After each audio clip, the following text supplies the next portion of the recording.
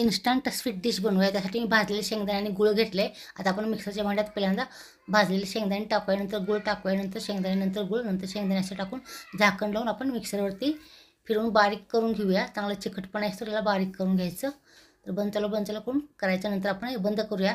नंतर आपण हलवून परत ठेवूया आणि परत बंद चालू करून बारीक करून घेऊया. आता झाकण काढून बघूया बारीक झाले का. तर बारीक झाले आणि खाऊन पण बघायचं गोड लागते का. तर गोड झाले. परत मी त्यात भाजलेले शेंगदाणे थोडेसे टाकले. परत हलवून परत मिक्सरवरती थोडा वेळ फिरून घ्यायचं. नंतरचे टाकलेले शेंगदाणे मोठे मोठे ठेवायचे, जास्त बारीक करायचे नाही. आता एका बाउलमध्ये काढून घेतले. नंतर टाकलेले शेंगदाणे मोठे फिरवल्यामुळं खाताना चिटकत नाहीत आणि दाताखाली खाताना छान लागते. तर एक लाडू बांधून तयार झाला आहे. तर अशा प्रकारे तर असे लाडू लहानांपासून मोठ्यापर्यंत खायला छान लागतात आणि तुम्ही उपवासासाठी करून ठेवू शकता किंवा रोज लहान मुलांसाठी खायला देण्यासाठी करून ठेवू शकता. हे हेल्दी अशी रेसिपी